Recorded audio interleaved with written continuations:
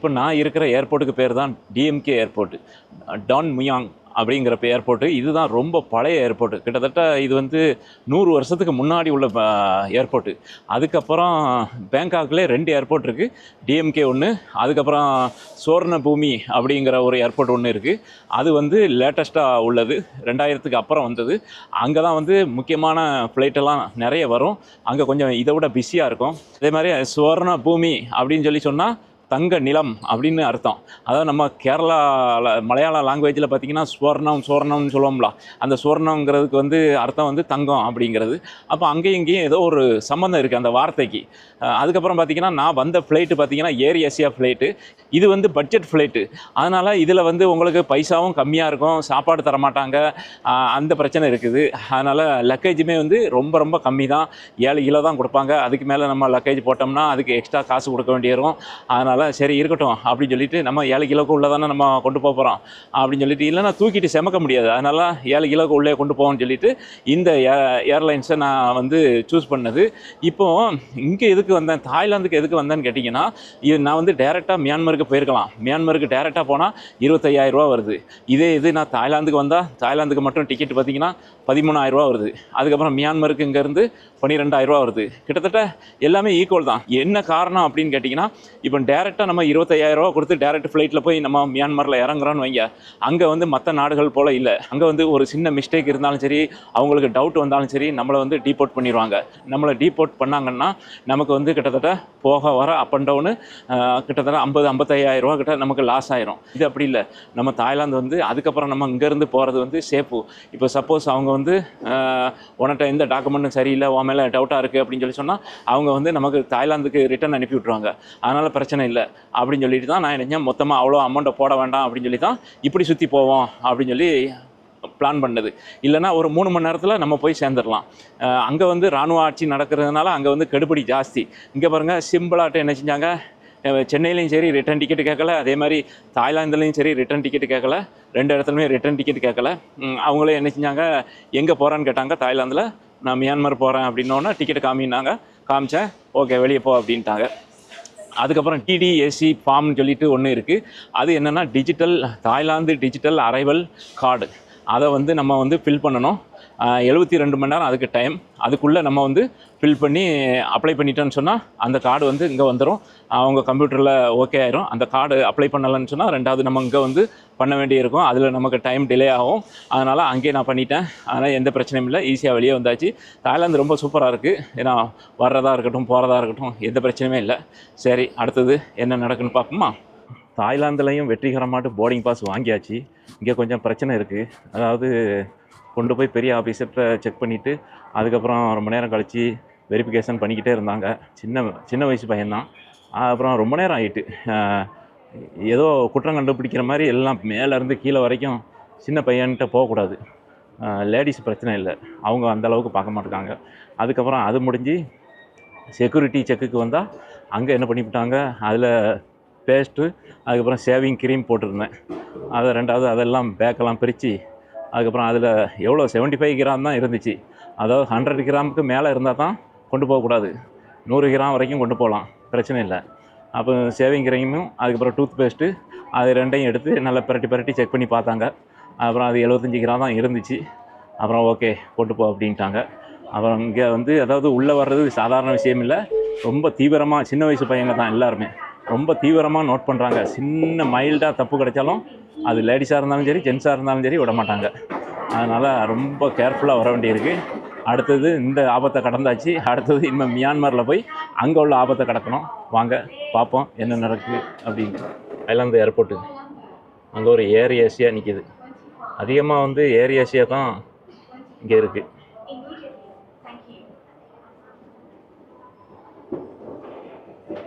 அடுத்தது எங்கே போகணும், கேட் நம்பரை பார்த்து அங்கே போய் வெயிட்டிங் ஹாலில் உட்காரணும். போவோம். ஃபுல்லாக எல்லாம் இந்த ப்ளூ கலர் சட்டை போட்டுருக்காங்களாம், அவ்வளோவுமே சின்ன வயசு ஆட்கள் தான். வயசான ஆட்களே பார்க்க முடியாது, அவ்வளோ ஆக்டிவாக சுறுசுறுப்பாக பயங்கரமாக இருக்குது. இங்கேருந்து தப்பிக்க முடியாது அவ்வளோ சீக்கிரமாட்டு. அது ஏர்போர்ட்டு இதில் அந்த இதில் உட்காரக்கூடிய அந்த சேரில் ஒரு பேக் ஒன்று யாரோ வச்சுட்டு போயிட்டாங்க, சின்ன பேக். அப்போ போலீஸ்காரர் பார்த்தாரு. அதுக்கப்புறம் பாம்ப் ஸ்குவாடுக்கு ஃபோன் பண்ணி வர சொல்லிட்டார். பாம்ப் ஸ்குவாடு வந்து நான் பக்கத்தில் இருந்து பார்த்துட்டே இருந்தேன். அப்புறம் அவர் வந்து உள்ளே ஃபுல்லாக ஸ்கேன் பண்ணி பார்த்தாரு. பார்த்துட்டு எந்த ஆபத்தும் இல்லை அப்படின்னோடனே அதுக்கப்புறம் அந்த பேக்கை அங்கேருந்து கொண்டு போயிட்டாங்க.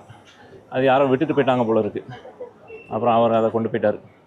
இப்போ நமக்கு என்ன நம்பர் தெரியலையே, நான் பாட்டுக்கு போய்கிட்டே இருக்கேன் பேசிக்கிட்டு. அப்புறம் முக்கியமான பிரச்சனை என்னன்னு கேட்டிங்கன்னா, நான் விசா எடுத்தேன் பார்த்தீங்களா, அந்த விசாவில் வந்து என்னோட அப்பா பேர் வந்து ஃப்ரண்டில் வந்துருச்சு, என் பேர் பின்னாடி வந்துருச்சு. அதாவது நம்ம இந்தியன் பாஸ்போர்ட் பிரகாரம் வந்து விசாவில் வந்து எப்படி வரணும்னா, நம்ம பேர் முதல்ல வரணும், அதுக்கப்புறம் தான் அப்பா பேர் பின்னாடி வரணும். இதே மாதிரி சவுதி அரேபியாவுக்கு போகும்போதும் இதே மாதிரி ஒரு பிரச்சனை வந்துச்சு. அபுகாவுக்கு போகும்போது அப்பவும் இதே மாதிரி தான் இருந்துச்சு. ஆனால் அப்போ பெரிய பிரச்சனை இல்லை, இஷ்யூ ஆகலை. அவங்க கேட்டாங்க, மேலதிகாரிகிட்ட கேட்டாங்க, ஓகே இது ஒன்றும் பிரச்சனை இல்லை அப்படின்னு சொல்லி சொன்னோடனே அதுக்கப்புறம் வந்துட்டேன். அதே மாதிரி இங்கேயுமே வந்து என்னாச்சுன்னா கொண்டு போயிட்டாங்க. கொண்டு போய் ரொம்ப நேரம் ஆச்சு. அதுக்கப்புறம் அவன் அந்த பேர் முன்னாடி வந்தது தான் பெரிய பிரச்சனையாக இருக்குது. நான் ஆல்ரெடி வந்து விசா வாங்கின உடனே நான் மெயில் பண்ணேன் மியான்மர் எம்பசிக்கு. மெயில் பண்ணி இந்த மாதிரி என்னோட பேர் வந்து பின்னாடி இருக்குது, எங்கள் அப்பா பேர் முன்னாடி இருக்குது, நீங்கள் மாற்றித்தாங்க அப்படின்னு. அவங்க அங்கேருந்து ரிப்ளை அனுப்பிவிட்டாங்க. அதை ஒன்றும் பிரச்சனை இல்லை, பார்த்துக்கலாம் அப்படின்ட்டாங்க. சரி ஓகே அப்படின்னு சொல்லிட்டு அவங்க அனுப்பின மெயிலை வந்து ஒரு பிரிண்ட் அவுட் எடுத்து வச்சுருந்தேன் சேஃப்டிக்கு. ஏதாவது ஒரு ஏர்போர்ட்டில் ஏதாவது சிக்கல் வந்துச்சுன்னா அதை காமிக்கலாம் அப்படின்னு சொல்லிட்டு. அதே மாதிரி சிக்கல் வந்துச்சு, ஆனால் என்கிட்ட அதை பற்றி கேட்கல. சரி ஓகே அப்படின்னு சொல்லி முடிச்சாச்சு. இப்போ வந்துட்டேன், சக்ஸஸ்ஃபுல்லாக வந்துட்டேன். இப்போ நம்ம அடுத்தது பாருங்கள் லைன் எவ்வளோ லைன் நிற்கி. இப்போ நம்ம அடுத்தது அங்கே போகணும். அங்கே போய் தான் என்னென்ன பிரச்சனை இருக்குது அப்படிங்கிறத பார்க்கணும். அங்கேயும் சக்ஸஸ் ஆகிட்டுனா எல்லாமே சூப்பர் தான், பார்ப்போம். அதுக்கப்புறம் நம்மளுடைய வாரிசுகளை எங்கே இருக்காங்கன்னு சொல்லி தேடி பார்ப்போம். கிடைச்சாங்கன்னா ஓகே. நான் வந்து ஒரு குறிப்பிட்ட நாள் வரைக்கும் இருந்து பார்ப்பேன். இப்போ அங்கே வந்து சரியான மழை பெஞ்சிக்கிட்டு இருக்குது, ரொம்ப பிரச்சனை தான். இருந்தாலும் சரி ரைட்டு, நமக்கு வேறு நேரம் இல்லை, அதனால் இப்போ போனால் தான் போனபடின்னு சொல்லிட்டு கிளம்பி வந்தாச்சு. எல்லாம் இறைவன் மேலே பாரத்தை போட்டு செய்கிறத செய்வான். நடக்கிறது போல் நடந்துட்டு போகுது, பார்க்கலாம். இந்த ஏர் ஏசியாக்காரங்களை மாதிரி ஸ்ட்ரிக்டான ஆளை நான் பார்க்கவே இல்லை. அதாவது பஸ்ஸில் ஏற போகும்போது கூட லக்கேஜ் எல்லாம் வாங்கி மறுபடியும் வெயிட் பண்ணி பார்க்காங்க. அதாவது இடையில ஏதாவது பொருளை வாங்கி உள்ளே திணிச்சிருப்பாங்க அப்படின்னு சொல்லிட்டு. நான் மறுபடியும் என்ன செஞ்சேன், பயந்து போய் மறுபடியும் ரெண்டாவது ஓடி போய் எல்லாத்தையும் பவர் பேங்க் அது இது எல்லாத்தையும் பேண்ட் பாக்கெட்டில் சொருவிட்டு மறுபடியும் வந்தேன். என் பேக்கை வைக்கல. ஆனால் ஒரு சில பேர் பேக்கு யாரெல்லாம் டவுட்டு வந்துச்சு அவங்க பேக்கெல்லாம் வச்சுட்டாங்க. நான் கடைசியில் வந்தால் என்னையும் விட்டுட்டாங்க. நான் பாட்டுக்கு வந்துட்டேன். என்கிட்ட ஏற்கனவே 8 கிலோவுக்கு மேலே இருக்குது. மொத்தத்தில் பார்க்கும்போது 8,200 இருக்குது. ஏன்னா அப்படிங்கும்போது 1 கிலோ நமக்கு சார்ஜ் பண்ணுவாங்க. 1 கிலோங்கிறது எவ்வளோ, நம்ம ஊர் காசு 4,000 4,500 வந்துடும். ஏன் ஓடலை, ஆனால் சவுண்டு மட்டும் வந்துக்கிட்டே இருக்கு. தாய் ஏர் ஏசியா. இன்னைக்கு நமக்கு ஜன்னல் சீட்டு தான். இவ்வளோ நாள் வர்றான், ஒரு நாள் கூட நமக்கு வந்து ஒரு பிஸ்னஸ் கிளாஸ் கொடுக்க மாட்டேங்கான். Okay okay.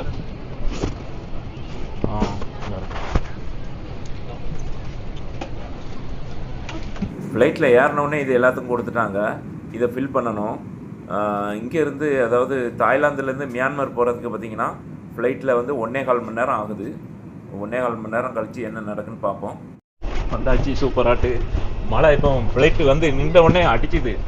அதாவது மியான்மரில் வந்து திடீர்னு சம்மந்தமே இல்லாமல் மழை பெய்யுமா, அப்புறம் ஸ்டாப் ஆகிடுமா, அதுக்கப்புறம் வெயில் அடிக்குமா, இந்த மாதிரி வித்தியாசமாக இருக்கும் அப்படின்னு சொல்லி சொன்னாங்க.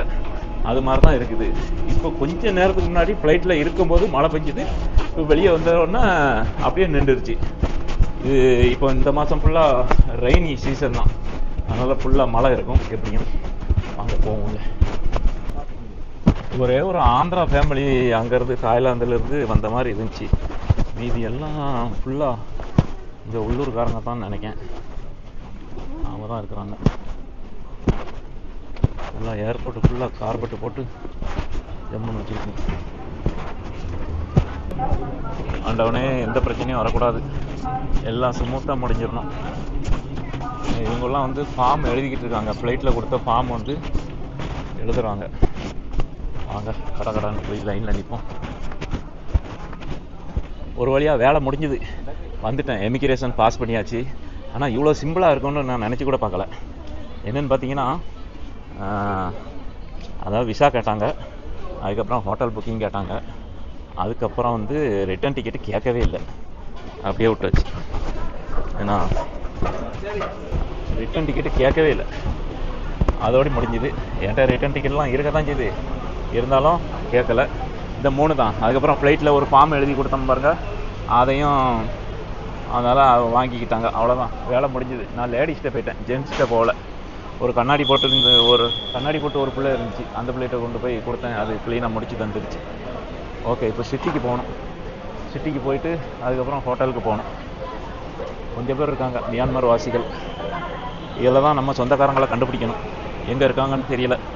முடியுமா முடியாதா, இறைவன் தான் வழி காட்டணும்.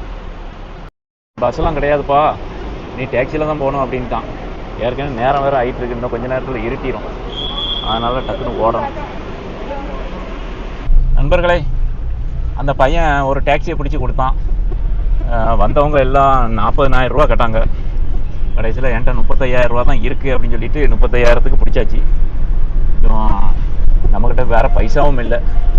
நான் தப்பு பண்ணிட்டேன், கொஞ்சம் மாற்றிருக்கணும். அங்கே மாற்றிருந்தோம்னா பிரச்சனை இருந்திருக்காது. எதுக்கு அவசரப்பட்டு வெளியே வந்தான்னு தெரியல. ஒரு $50 மாற்றிருந்தா பிரச்சனை இருந்திருக்காது. சரி வாங்க போவோம், என்னதான் நடக்குன்னு பார்த்துருவோம். பாகுபலி, அவரு பாகுபலிலாம் தெரியுது. ஓகே ஓகே, பாருங்க, அவர் வந்து இந்த மியான்மர்களுடைய ட்ரெடிஷ்னல் ட்ரெஸ் இது. நான் லுங்கி தான். ஆமாம், பேண்ட் கிடையாது. பர்மாவில் இருந்து தான் லுங்கியை வந்து நம்ம நாட்டுக்கு வந்திருக்குது அப்படின்னாங்க. சரி பார்ப்போம். இங்கே எல்லாம் மேக்ஸிமம் லுங்கியில் தான் பார்க்க முடியும். நண்பர்களே, இந்த ஏடிஎம் மிஷின் இருக்குது பாருங்கள், அதில் வந்து பணம் எடுக்கலாம் அப்படின்னு சொல்லிட்டு. ஏன்னா வந்து என்கிட்ட பணம் இல்லை, வேலை செய்தால் என்னன்னு பார்ப்போம். உள்ளே போய் வாங்க. பேக்கு காரில் தான் இருக்குது. நல்ல மனுஷனாக இருந்தார், கொண்டு போக மாட்டார். நண்பர்களே, ரூமுக்கு வந்தாச்சு. பைசா இல்லாமல் ரொம்ப சிக்கலாயிட்டு. சப்பாத்தி வாங்கினேன், தமிழ் கடை தான். மற்ற எல்லா விஷயம் நாளைக்கு பார்ப்போம். Hey guys, welcome to our channel. எல்லோரும் எப்படி இருக்கீங்க? நீங்களாம் சூப்பராக இருப்பீங்க. நேற்று வந்து நம்ம மியான்மர் ஏர்போர்ட்லேருந்து நம்ம வந்தோம். அதுக்கப்புறம் டாக்ஸி பிடிச்சி, அதுக்கப்புறம் வழியில் ஏடிஎம் கார்டில் வந்து ட்ரை பண்ணி பார்த்தோம், பைசா எடுக்க முடியல. அதுக்கப்புறம் அவர் நேராக ரூமில் கொண்டு விட்டதுக்கப்புறம் நான் அந்த ரூமுக்கு வந்துட்டேன். இப்போ நம்மளுடைய ரூம் எப்படி இருக்குது? அதுக்கப்புறம் இப்போ மணி பார்த்தீங்கன்னா 6:45 ஆச்சு. இப்போ வெளியே போயிட்டு டீ குடிப்போம். இப்போ நெட்டு கிடையாது. அதுக்கப்புறம் வந்து நம்மகிட்ட வந்து இங்கே உள்ள லோக்கல் மணி கிடையாது. அது எல்லாம் இருந்தால் தான் நமக்கு எந்த காரியமும் ஆகும். நேற்று இந்த தண்ணி பாட்டில் கூட கீழே ஒரு ஆள் வந்து என்கிட்ட பைசா இல்லை அப்படின்னு, வச்சுக்கோ நாளைக்கு கொடு அப்படின்ட்டாரு. வாங்கிட்டு வந்துட்டேன். அதுக்கப்புறம் இன்றைக்கி தான் எல்லா வேலையும் பார்க்க வேண்டியிருக்கு. இந்த ரூம் பாருங்கள், நம்மளுடைய ரூமும் ஒரு சின்ன ரூம் தான். ஒரு சின்ன பெட்டு, அதுக்கப்புறம் இந்த சைடில் இந்த கொடி கிடி வச்சுருக்காங்க. இங்கே வந்து ஒரு சின்ன ஃபேன் ஒன்று போட்டிருக்காங்க. அப்புறம் வெளியில் பார்த்தீங்கன்னா காத்தோட்டம். வெளியில் பார்த்தா ஒரு கூரை மரம் இந்த மாதிரி இதான் தெரியுது. நான் அந்த செட்டுக்கு இருந்து காமிக்கேன். அப்புறம் இது சிம்பிளான ரூம் தான், போதும். ஆனால் என்ன, கொஞ்சம் இந்த கரப்பாம்பூச்சியெல்லாம் இருக்குது. சரி, அட்ஜஸ்ட் பண்ணிக்கிறோம். ஏன்னா நேற்று ராத்திரி நம்ம வந்த டைம் சரியில்லை, நம்ம அன்டயத்தில் வந்தோம். பேக்கையும் எடுத்துக்கிடுவோமா? சரி, நமக்கு ரூம் கிடைச்சதே பெரிய விஷயம். சின்ன ஒரு ஹேங்கர் இருக்குது. அப்புறம் இந்த ரூமுக்கு பார்த்திங்கன்னா சிம்பிளாட்டு ஒரு டியூப் லைட்டு, ஒரு ஃபேனு, அவ்வளோதான். இது வந்து நம்ம ரூம் சாவி. இதை உருவினோம்னா மொத்த லைட்டும் ஆஃப் ஆயிரும். இதான் அங்கே டெக்னாலஜி பாருங்கள். ஏன்னா வந்து ரூமை விட்டு வெளியே போகக்கூடிய ஆள் வந்து லைட்டெல்லாம் அணைக்க மாட்டாங்க. அதனால் இதிலே கொடுத்துட்டாங்க. இதை உருவிட்டோம்னா லைட்டை அணைஞ்சிரும். நான் ஒரு எக்ஸ்ட்ரா பூட்டு ஒன்று கொண்டு வந்தேன். இந்த பூட்டு நம்ம தேவைப்பட்டுச்சுன்னா, ஏதாவது நம்ம லக்கேஜ் வச்சுட்டு பூட்டும்போது தேவைப்படும் அப்படின்னு சொல்லி கொண்டு வந்தேன். இப்போது இங்கேயே தேவைப்படுது.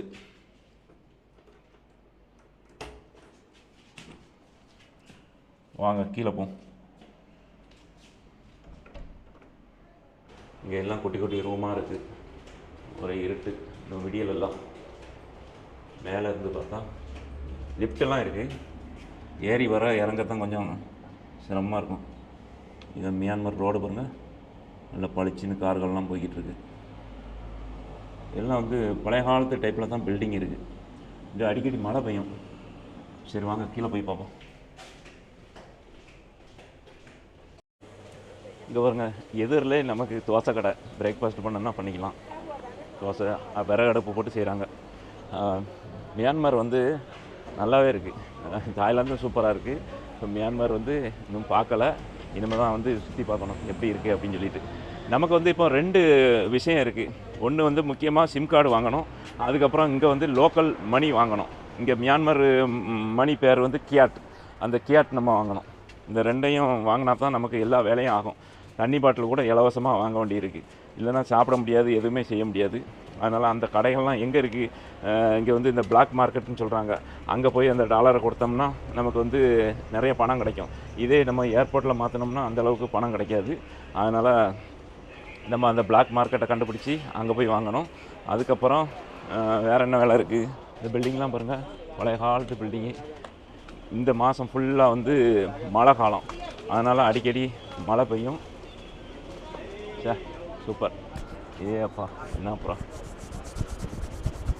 இந்த காலம் ஃபுல்லாகவுமே வந்து இந்த மாதம் ஃபுல்லாகவுமே வந்து மழை பெய்யும். அதனால் திடீர்னு எப்போ மழை வரும் அப்படிங்கிறதே தெரியாது, திடீர்னு அடிக்க ஆரம்பிச்சிடும். அதனால் நம்ம கேமரா, ஃபோனு, பர்ஸு இதெல்லாம் வந்து காப்பாற்றுறதுக்கு நம்ம எப்போவுமே பையில் வந்து ஒரு சின்ன கேரி பேக் மாதிரி ஒன்று வச்சுருக்கேன். டக்குன்னு மழை வந்துச்சுன்னா அதுக்குள்ளே தூக்கி எல்லாத்தையும் போட்டு பேக் பண்ணிக்கிற வேண்டியதான். அப்படி தான் ஐடியா பண்ணியிருக்கேன். ஊர்லேருந்து வரும்போதே வந்து நம்ம ஏடிஎம் கார்டு கொண்டு வராமல் பாருங்க, அது வந்து நம்ம ஊரில் உள்ள கார்டு ஓகே தான், சாதாரண கார்டு ஓகே தான். நான் வந்து இந்த முன்னாடி உங்கள்கிட்ட வீடியோ போட்டிருக்கேன், நான் சவுதியில் இருக்கும்போது global neo DCB bank card அப்படின்னு சொல்லிட்டு அந்த கார்டு அதுதான் வச்சுருக்கேன். அது அந்த கார்டில் அந்த கார்டும் ஒரு சாதாரண ஒரு கார்டும் வச்சுருக்கேன். 2 கார்டு இருக்குது. இப்போ அந்த கார்டில் நேற்று ஃபுல்லாக ட்ரை பண்ணி பார்த்தேன், பணம் எடுக்கவே முடியல. அதுக்கப்புறம் என்ன மிஸ்டேக் அப்படின்னு சொல்லி இன்டர்நெட்டை கனெக்ஷன் பண்ணி பார்த்தா அது இன்டர்நேஷ்னல் டிரான்சாக்ஷன் வந்து ஆஃபில் இருந்துச்சு. இது ஒரு டீயை சாப்பிடுவோமா? தமிழ்காரர் இருக்கிறதா? அண்ணா எப்படி இருக்கீங்க? தமிழ் தான். உங்களை எந்த ஊர்? மதுரை கிட்ட. மதுரை. எவ்வளோ வருஷமாக அங்கே இருக்கீங்க? 15 years. 50 வருஷமா? 15 வருஷம். 15 வருஷமா? அதுக்கு முன்னாடி வந்து சென்னையில் நான் வேலை பார்த்தேன். வேலை பார்த்தீங்க. ஃபேமிலிலாம் எங்கே இருக்குது? அவங்களாம் பெர்மனண்டாக இருக்காங்களா? பெர்மனண்டாக இல்லை, எங்கள் அம்மாவுடைய தம்பி உள்ள மகளை தான் நான் எடுத்திருக்கேன். அப்போ அவங்க இங்கே இருக்காங்க? பூர்வீகம் வந்து அவங்க இங்கே. நீங்கள் இப்போ இங்கே வந்திருக்கீங்க? வந்து மேரேஜ் பண்ணி இங்கே இருக்கீங்க. ஊருக்கு போவீங்களா? 6 மாதத்துக்கு ஒட்டு போவேன். இப்போ நாளைக்கு கிளம்புறேன்ல, இன்னைக்கு உள்ள கிளம்புறேன். இன்னைக்கு சரி. இன்னைக்கு உங்களுக்கு போகிறது வர்றது எந்த பிரச்சனையும் இல்லை? நான் வந்து இந்தியன் பாஸ்போர்ட். இங்கே உள்ள ஆளுக்கு தான் பிரச்சனையா? இங்கே உள்ள ஆளுக்கு தான் பிரச்சனை. சரி, அப்போ உங்களுக்கு விசா எப்படி? விசா வந்து எனக்கு வந்து ஃபேமிலி விசா. கல்யாணம் பண்ணி அப்ரூவ் பண்ணியிருக்கேன். அதனால எவ்வளோ நாள்? எப்போ வேணுமா போகலாம், எப்போ வேணுமா வரலாம். ஓ, அப்படி பிரச்சனை இல்லை. நான் வீட்லேயும் தங்கலாம். சரி, ஒரு டீ கொடுங்க. அப்பா லெஃப்ட் குடிண்டோ. காசு இல்லை, பரவ தான் தருவேன். பரவாயில்ல. சரி. நேற்று கூட என் பையனை சொல்லிட்டு போயிருக்கேன், உங்கள் $2 என்கிட்ட போட்டிருக்கேன். அவங்க வந்து பர்மா காசு 6000 ரூபா கொடுத்தாங்கடாக்கா, அந்த $2 இவ்வளோ கொடுத்துருப்பான்னு சொல்லி உள்ளுக்குள்ள பொட்டியில் போட்டு. சரி ஓகே. நான் அங்கே தான் நேற்று ராத்திரி சப்பாத்தி சாப்பிட்டுட்டு என்கிட்ட பைசா இல்லை அப்படின்னேன். அதுக்கப்புறம் என்கிட்ட $2 இருந்துச்சு, அதை கொடுத்துட்டு அப்புறமா வந்து இங்கே லோக்கல் ரூபா தரும்போது தாங்க அப்படின்னா சரின்ட்டாப்புல. ஏன்னா இப்போ அந்த லோக்கல் மணி தான் இப்போ நம்ம மாற்றணும். அது எங்கே போய் மாற்றணும், என்ன ஏதுன்னு டீட்டெயில் கேட்கணும். அப்புறம் சிம் கார்டு வாங்கணும். எல்லாம் வாங்கி முடிச்சுட்டு அதுக்கப்புறம் நம்ம கொஞ்சம் மைண்டு ஃப்ரீ ஆயிரும். ஓகே நண்பர்களே, இந்த வீடியோ இதோடு நான் முடிச்சுக்கிறேன். இந்த வீடியோனுடைய தொடர்ச்சி இன்னொரு வீடியோவில் நம்ம பார்க்கலாம். நீங்கள் நம்முடைய சேனலுக்கு புதுசாக இருந்தீங்கன்னா சப்ஸ்கிரைப் பண்ணி சப்போர்ட் பண்ணுங்கள். அதுக்கப்புறம் பெல் பட்டனை கிளிக் பண்ணி ஆளுங்கிற பட்டனை செலக்ட் பண்ணி வைங்க. அப்போ தான் நான் போடக்கூடிய வீடியோ உங்களுக்கு நோட்டிஃபிகேஷனாக வரும். மீண்டும் ஒரு புதிய வீடியோவில் சந்திப்போம். ஓகே, பாய்.